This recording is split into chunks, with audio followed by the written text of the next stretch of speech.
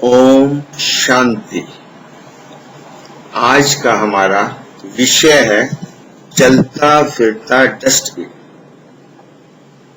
क्या आपने चलता फिरता डस्टबिन देखा है या सुना है?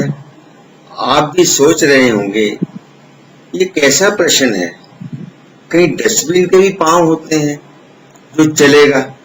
परंतु आज मैं आपको उस चलते फिरते डस्टबिन से मिलाने जा रहा हूं, तो तैयार हो जाएं। तैयार हैं? तो चलिए। हर व्यक्ति स्वच्छता को पसंद करता है तथा अन्य को भी स्वच्छता रखने के लिए प्रोत्साहन देता है।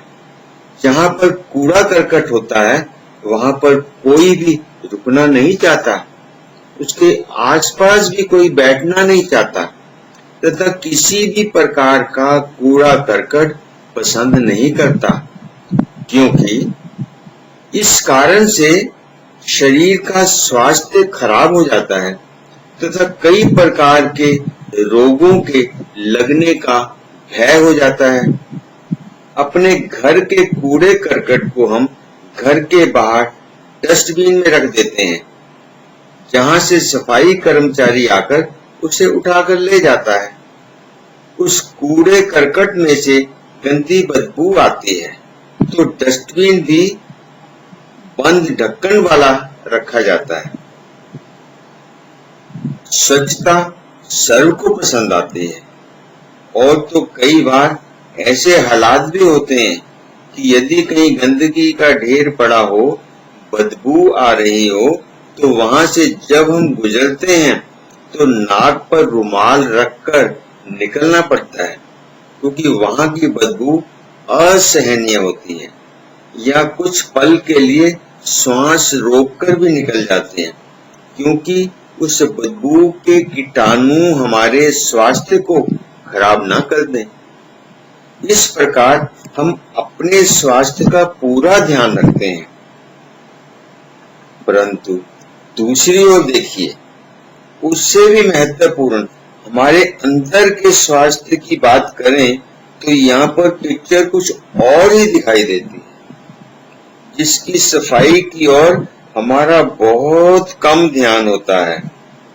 यदि हम आंतरिक स्वच्छता की ओर देखें तो सुबह से शाम तक जरा सोचिए, हम अपनी इन आंखों से सारा दिन क्या क्या देखते हैं, इन कानों से सारा दिन क्या क्या सुनते हैं, और मुख से सारा दिन क्या क्या नहीं बोलते हैं, तथा दिन भर हम मन में क्या क्या सोचते रहते हैं। तो आप हैरान हो जाएंगे कि ये क्या हो रहा है, इसका तो मुझे मालूम ही नहीं। और मेडिकल साइंस कहती है कि इंसान 85% नेगेटिव ही या वेस्ट सोचता है, 10% साधारण रोजमर्रा की बातों के बारे में सोचता है, केवल 5% व्यक्ति कुछ अच्छा सकारात्मक चिंतन करता है। ये डाटा हैं हमारे मन के। तो आप समझ सकते हैं कि हमारे में कितनी नकारात्मकता या व्यर्थ भरा हुआ है। दूसरी तरफ देखिए, यदि आप थोड़ा सा ध्यान से सोचें तो आप क्या पाएंगे कि दिन भर इन आंखों से क्या क्या देखते हैं, तो आप पाएंगे कि दिन भर व्यर्थ या नेगेटिव दृश्य ही दिखाई देते हैं। अच्छा, तो दिन भर कम ही देखने को मिलता है, अर्थात आंखों से भी अंदर नेगेटिव और वेस्ट का कूड़ा करकट ही जा रहा है। फिर कानों द्वारा क्या क्या अंदर जा रहा है, कानों में दिन भर क्या क्या आवाजें आती हैं, कैसी भाषा होती है, उन सब का तात्पर्य क्या होता है। तो आप क्या पाएंगे कि अधिकतर कानों के द्वारा भी व्यर्थ और नेगेटिव का कचरा ही अंदर जा रहा है। अच्छी बातें तो शायद ही कभी कानों में पड़ती हों, जिसका परिणाम यह हो गया है कि अब हम अच्छी बातें सुन ही नहीं सकते। उसमें हम बोर होने लग जाते हैं। अच्छी बातें तो आज हम सुनना ही नहीं चाहते। वहां से निकलने का बहाना बनाते हैं या निकल आते हैं। वहां बैठकर उपदेश सुनना बेकार समय व्यर्थ गंवाने के समान लगता है। तीसरा है ये हमारा मुख। यदि आप देखेंगे कि सुबह से शाम तक हम बहुत कम चुप रहते हैं, अधिक से अधिक बोलने का प्रयास करते हैं, तो आप यदि देखें तो पाएंगे कि इस मुख से जो कुछ भी शब्दों को निकालते हैं वह अक्सर व्यर्थ या नेगेटिव बातें ज्यादा होती हैं। कभी स्वयं अपना आंकलन करके देखिए, परिणाम आपके सामने होगा। इसी मुख से हम लगातार कैसी भाषा का प्रयोग करते हैं, किस प्रकार के टॉपिक पर चर्चा करते हैं, तो पाएंगे कि दिन भर शायद ही हम थोड़े पॉजिटिव शब्दों का कभी प्रयोग करते हों। अन्यथा वेस्ट और नेगेटिव या प्रतिदिन के व्यवहार के शब्दों का ही प्रयोग करते हैं।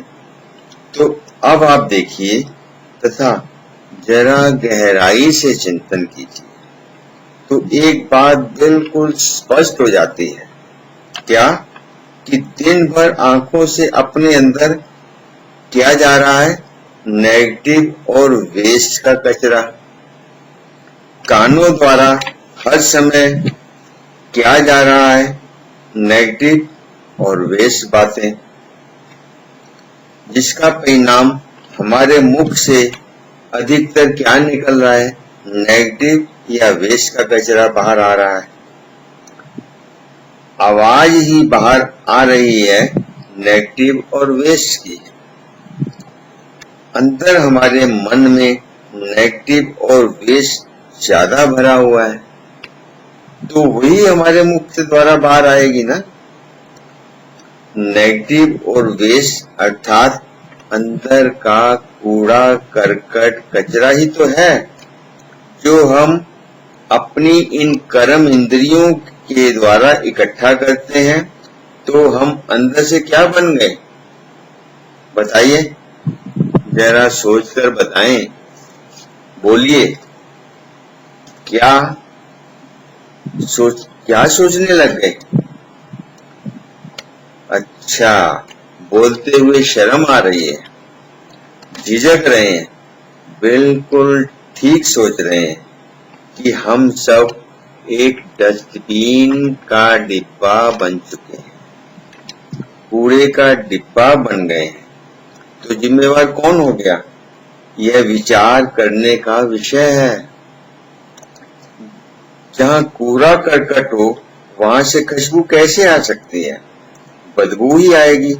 परंतु हम ऊपर से ढक्कन लगा देते हैं ताकि बदबू न आए, परंतु अंदर तो बदबू ही होगी ना। जब भी ढक्कन खुलेगा तो बदबू आएगी। हमारी सर्व समस्याओं का सबसे बड़ा कारण भी यही बन गया है। आज घर घर में लड़ाई झगड़ा, गाली गलौज, मारपीट, लूट खसोट, भ्रष्टाचार, तनाव, रोग, परिवारों की आपसी कलह कलेश, झगड़े, न जाने अंदर के नेगेटिव और वेस्ट का क्या क्या कचरा हमारे मन के रोग उत्पन्न कर रहा है। और हम अत्यधिक दुखी, अशांत आदि की बीमारियों से ग्रसित होते जा रहे हैं। खुशहाल परिवार, जीवन, समाज इन कचरों के डिब्बे के कारण दूषित होता जा रहा है। और हम आजकल चलते फिरते किचड़े के डिब्बे बनकर घूम रहे हैं। तो जिस तरफ भी जाएंगे तो बदबू ही फैलेगी, अर्थात नेगेटिव और वेस्ट का वातावरण ही फैलेगा ना। तो समझ आया कि हम आज चलते फिरते किचड़े के डिब्बे बन गए हैं। क्यों? ठीक नहीं है? देखने में तो ऐसा ही लग रहा है।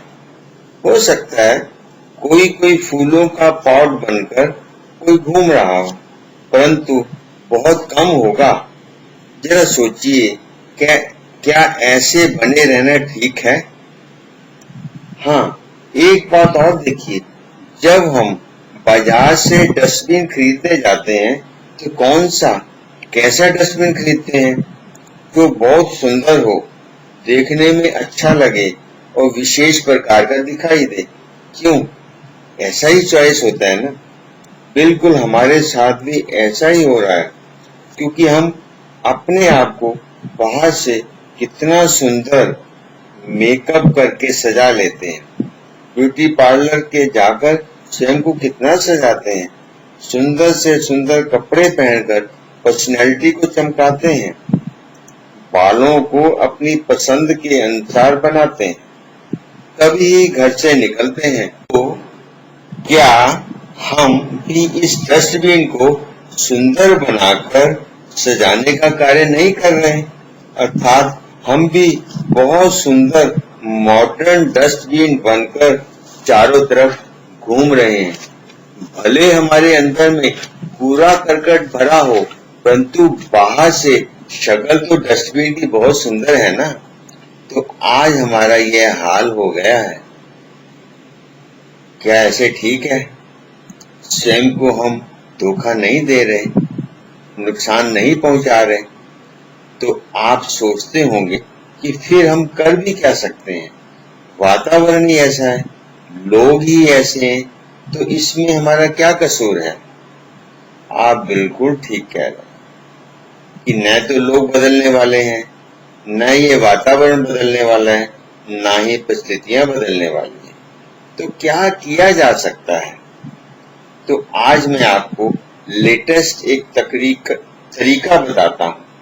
यदि उस फार्मूले को आप प्रयोग करेंगे तो एक सुंदर परिवर्तन कर सकते हैं।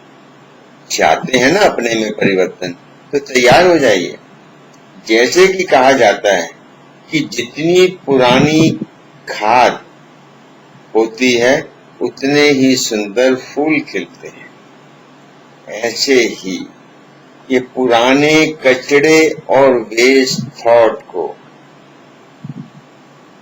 सुंदर बढ़िया खाद और यूरिया में परिवर्तन करने की कला आ जाए, तो यही जीवन के अंदर जो हमारा डस्टबिन बन गया है, नेगेटिव और वेस्ट होता जा रहा है, उसी के अंदर हम अपने सुंदर फूल और फल लगा सकते हैं। अर्थात दिव्य गुणों का उपवन महका सकते हैं। तो क्यों न हम भी इस टेक्निक को अपना लें।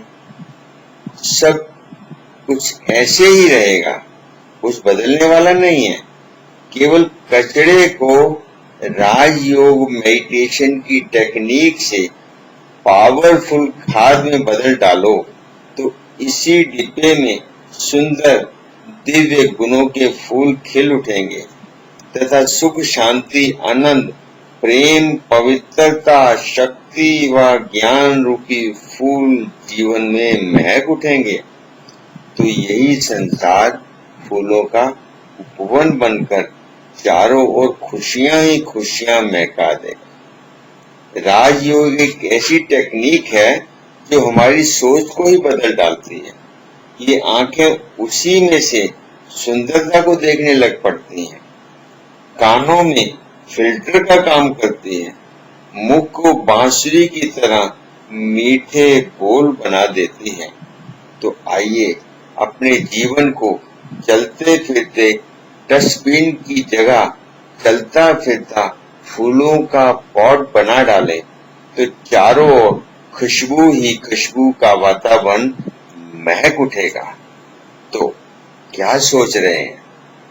शुरू हो जाइए, इस अभ्यास को कीजिए, राजयोग को सीखिए और अपने इस चलते फिरते डस्टबिन को चलता फिरता फूलों का गुलदस्ता बना डालें।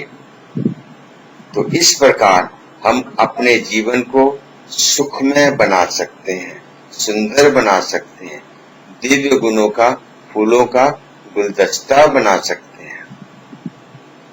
अच्छा, ओम शांति।